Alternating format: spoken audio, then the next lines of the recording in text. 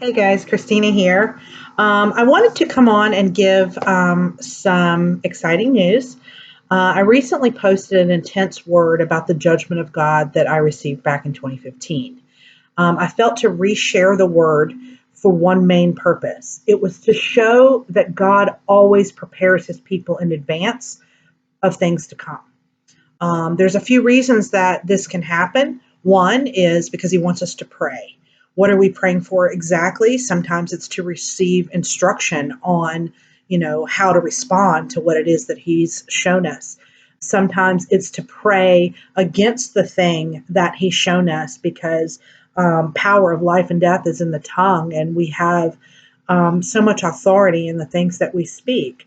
So sometimes God shows us things as warnings for us to pray about. And sometimes He shows us things in advance for a shift of perspective, for a transformed mind, because the revelation that He speaks challenges maybe a mindset that we already have, like something that contradicts the actual truth, but because we've been taught it or because experiences have taught us, sometimes we often will believe it, something that's not true. So sometimes God will reveal things to us about things to come to challenge our mentalities and to change the way we think about things.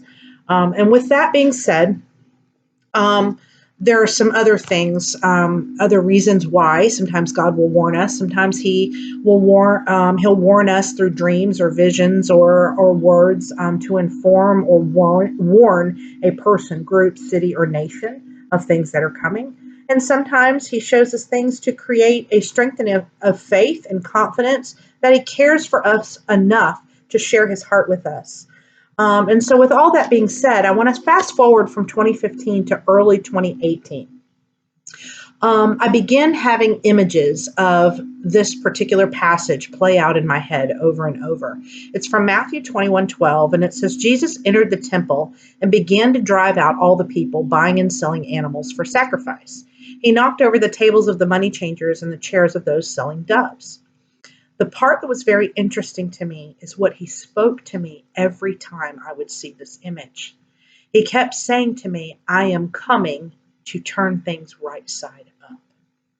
So it was interesting to me because my initial reaction to the image is, whoa, he's turning everything upside down. So stay with me. I know it sounds like yet, another judgment message, but it's actually not. So for a very long time, those of us who call ourselves Christians, Christ disciples, which are also disciples is really just another word for students.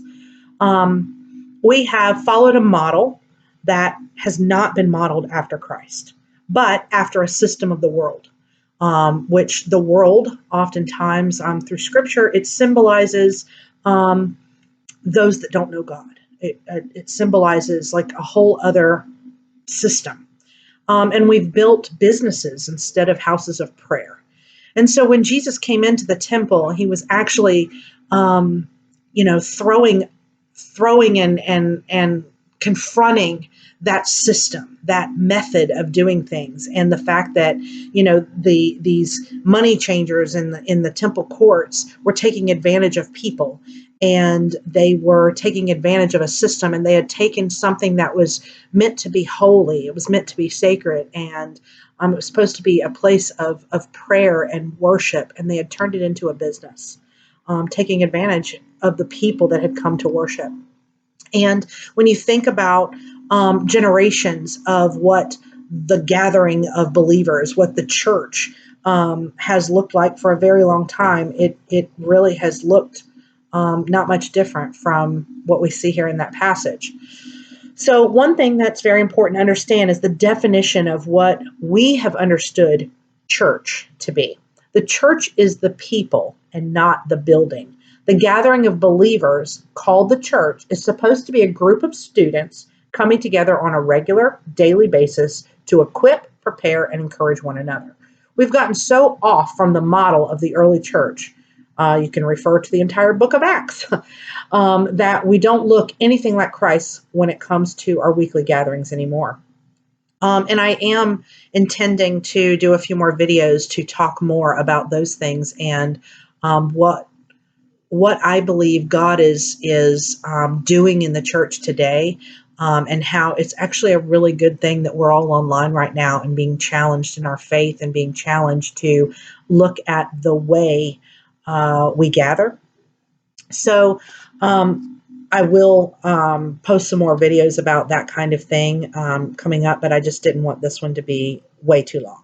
So I believe the overall message the Lord was saying to me through that particular picture and wording was that He's going to suddenly show up at the temple representing the church, drive out all the impure motives, the business motivated, the advantage taking junk that's been going on in a place that's supposed to be holy, it's supposed to be sacred, it's supposed to be pure, a gathering that's supposed to be for equipping, training, encouraging, finding peace, family.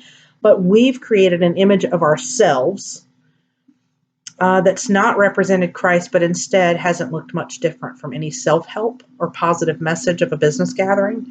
But we as Christians should look more like the image of Christ than anything else. It's time for the true church to be cleansed. And so, again, hopefully, I haven't completely run you off at this point, and you'll check back in for an updated video later when I talk about some of the things the Lord has shown many of us. And specifically things that He's shown me in regards to what the true church, the emerging church, is going to look like. It's going to look very different from what we have been used to seeing for a very, very long time now. So it's actually an exciting time that we're living in. It's an exciting hour for the true church of Jesus Christ. So anyway, God bless you guys. Talk to you soon.